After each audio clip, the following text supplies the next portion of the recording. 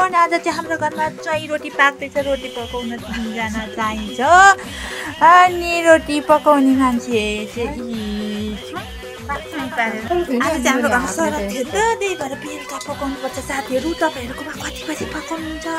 रोटीमा चाहिँ तालु टुङरुङ पारेर भात खाँदै हुन्छ जेरीसँग। बुवा जेरी देखाइदिनु, जेरी दिस इज जेरी।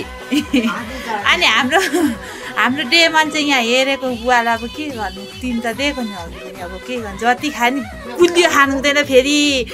साथीहरू कुकुर पाल्ने साथीहरू सुनिराख्नु होला, कुल्लियो चाहिँ डेमनहरूलाई कुकुरहरूलाई दिनु हुँदैन, झुट्ला झर्छ अरे। अनि हाम्रो मम्मी बिमारी मदौरो रोटी त हाल्नु पर्फेक्ट नि। यस्तो राम्रो पकाउनुहुन्छ नि, आमा भनेको आमै हो।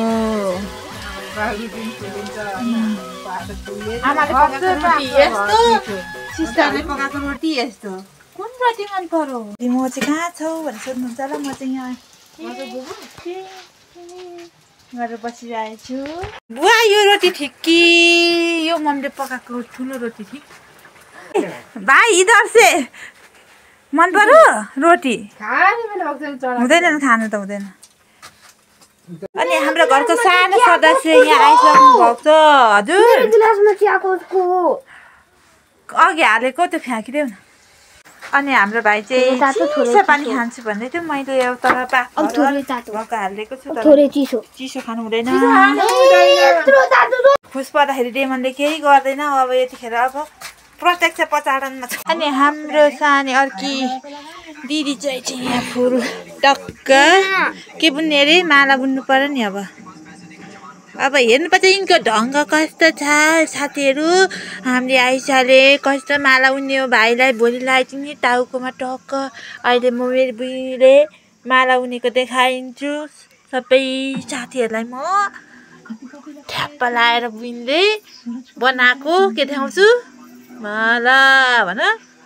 This is Aisa. अब हाम्रो बिन्दुले चाहिँ यसलाई माला बनाउनेवाला चाहिँ कस्तो बनाउँछ हाम्रो सानो कुकुरीले। फाइनली हाम्रो बिन्दुले चाहिँ माला बुनिसकेको छ नक्कलीले। एक्कालीले गर्दा पनि बुनिसके।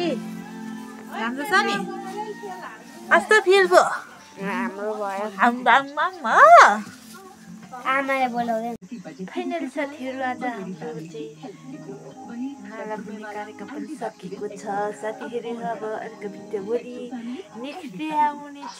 साथीहरू हेर्न नछुटाउनु होला यिनको भाइटिका भोलि कस्तो हुनेछ। हाम्रो के हो पनि भनौँ न, हाम्रो ब्लग चाहिँ आज यति नै अन्त्य हुन गइरहेको छ।